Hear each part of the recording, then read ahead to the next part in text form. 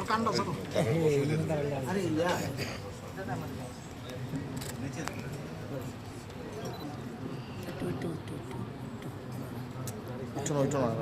কিছু নামো ভালো কিছু আরে তোমার লেগে এত নাম আছে ডিস্টার্ব করো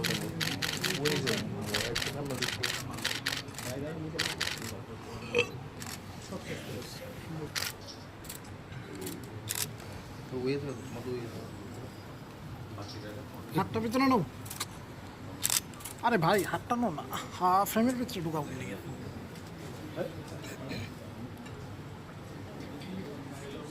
কিছু না একটু ভাই রিকোয়েস্ট ফ্রেম নষ্ট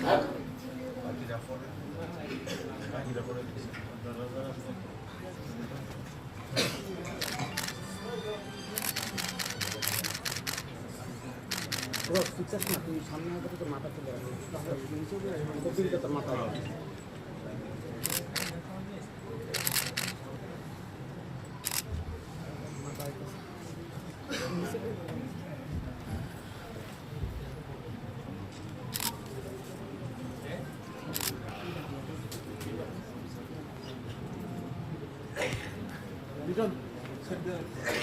আমি সকলের কাছে অনুরোধ রাখবো আপনারা যার যার নিজ আসনে বসে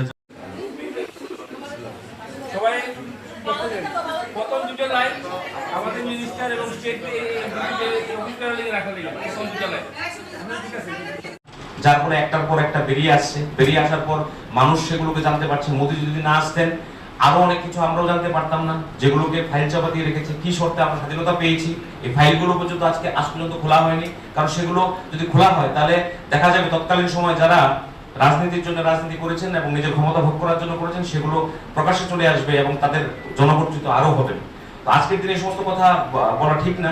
আজকে সম্পূর্ণ শ্রদ্ধা জ্ঞাপন করা উচিত আমাদের ভারত কিশোরী শ্যামাপ্রসাদ মুখার্জির প্রতি। ওনার যে রাজনৈতিক জীবন, উনি কোনো সময় নিজের জন্য চিন্তা করেননি, দেশের জন্য চিন্তা করেছেন, নিজের জাতির জন্য চিন্তা করেছেন, যেটা তৎকালীন সময় বিরল ছিল।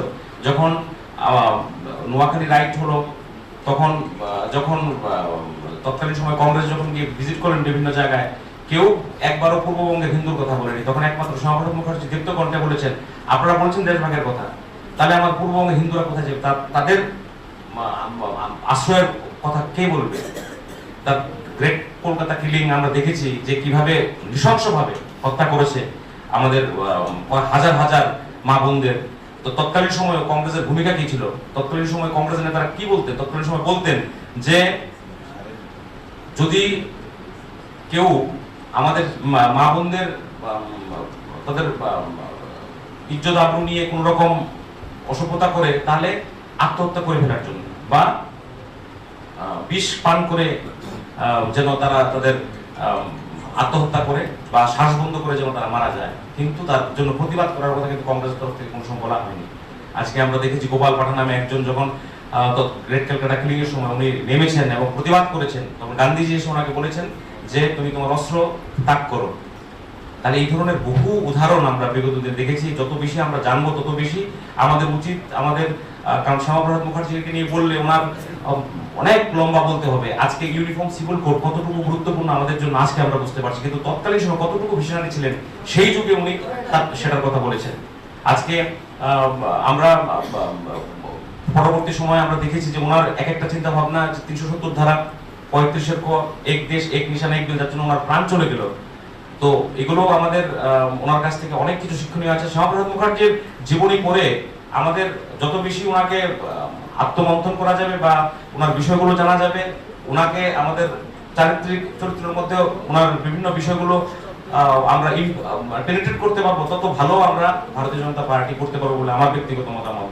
তো আমার আবেদন থাকবে যে শ্যামাপ্রসাদ মুখার্জি একদিনের চ্যাপ্টার না, প্রতিনিয়ত অধ্যয়নের বিষয়, প্রতিনিয়ত ওনাকে জানার বিষয়, প্রতিনিয়ত পড়ার বিষয়, যেন আমরা যেটা বলছি যেটা করছি সেটা যেন আমাদের মধ্যে যে রাজনৈতিক ভাবে সেটা যেন নিচে আমরা এস্টাবলিশ করতে পারি এবং ওনার সম্পর্কে আরো বেশি জানার জন্য আমি আগ্রহ রাখবো সবার প্রতি। আমরাও কম জানি, আমাদেরও আরো অনেক পড়াশোনা করা উচিত, আরো বেশি জানা উচিত এবং আরো বেশি করে শ্যামাপ্রসাদ মুখার্জিকে নিয়ে আরো বেশি আলোচনা করা উচিত।